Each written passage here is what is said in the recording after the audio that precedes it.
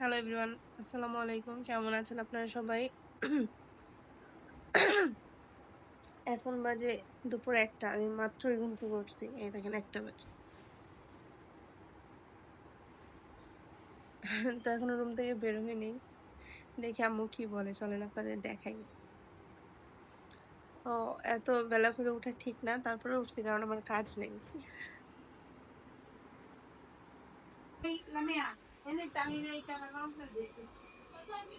দাও আমার